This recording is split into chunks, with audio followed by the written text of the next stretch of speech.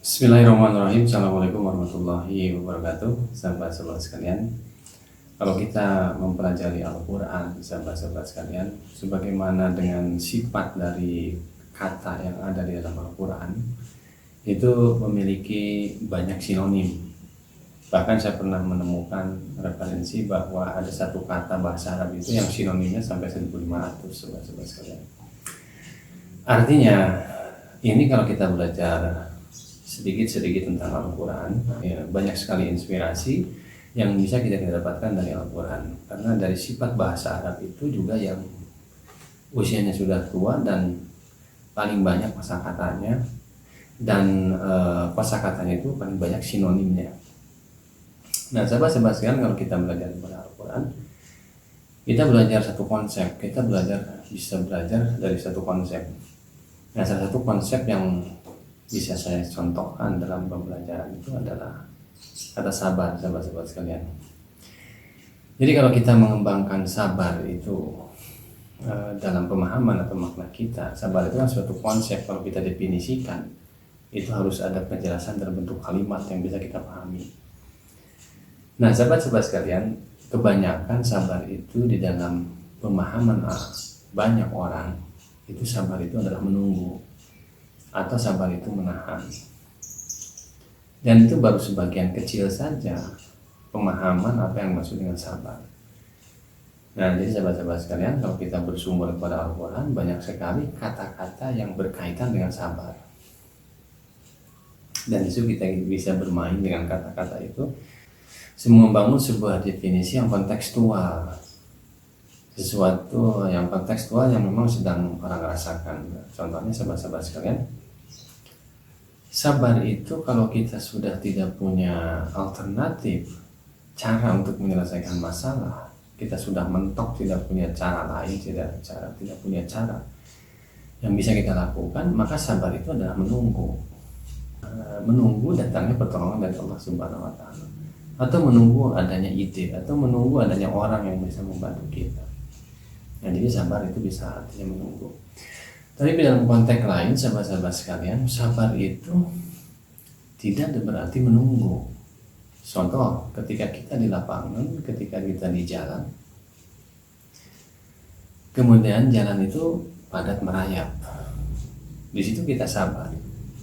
Dan sabar kita di situ bukan menunggu, tapi menjalani setapak demi setapak bagaimana jalanan yang padat merayap tersebut.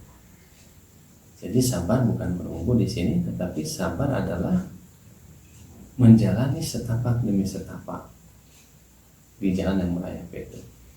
Tapi kalau sabar itu dipahami lagi oleh pembalap, sahabat-sahabat sekalian, sabar itu bukan menjalani setahap demi setahap dalam kecepatan yang rendah. Tapi kalau orang yang balap itu adalah menjalani lap demi lap, track demi track dengan kecepatan yang tinggi, dan dia melakukannya dengan kesabaran. Jadi sabar di sini adalah aktivitas yang punya gerakannya cepat dan kecepatan yang luar biasa di atas rata-rata. Nah, jadi sahabat-sahabat sekalian, asus lain sabar itu bisa dipahami adalah mengendalikan. Contoh, ketika kita marah. Nah, marah itu adalah bukan ditahan, sahabat-sahabat sekalian, tapi dikendalikan. Dikendalikan supaya marah itu dalam tetap kondisi wajar, tetap dalam kondisi akal kita rasional, tidak didominasi oleh emosi.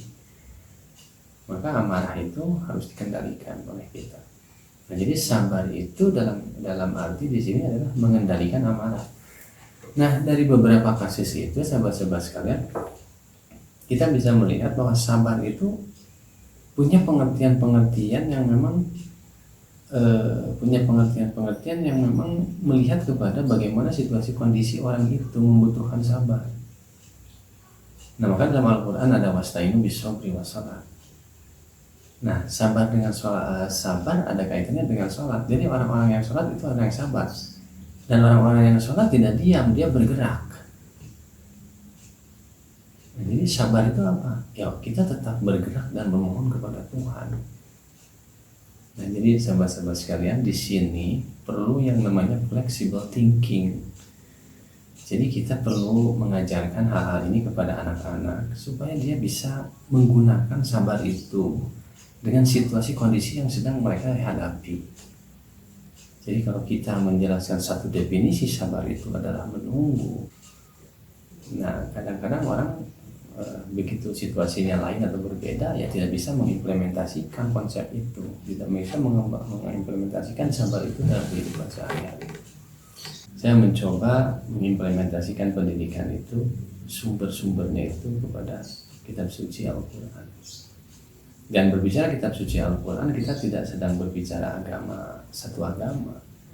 Karena Al-Quran itu otentik dari Tuhan Allah Subhanahu wa Ta'ala.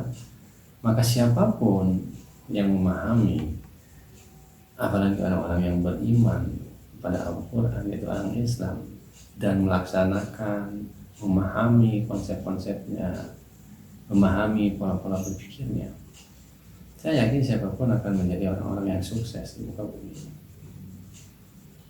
Jadi sahabat-sahabat sekalian, kita perlu belajar terus, dan Al-Quran bisa menjawab segala tantangan hidup kita, tetapi kita sendiri harus punya kemampuan memahami Al-Quran dari berbagai sudut pandang, dan istilah kita harus punya kemampuan flexible thinking. Dan tujuan daripada Al-Quran itu, kalau kita pahami, adalah kesejahteraan untuk manusia di dunia maupun di akhirat. Jadi sahabat-sahabat sekalian, mari kita sama-sama ajarkan Al-Quran itu dengan cara-cara yang bisa dipahami sesuai dengan latar belakang psikologi dari anak-anak yang kita ajarkan. Selamat pagi sahabat-sahabat sekalian.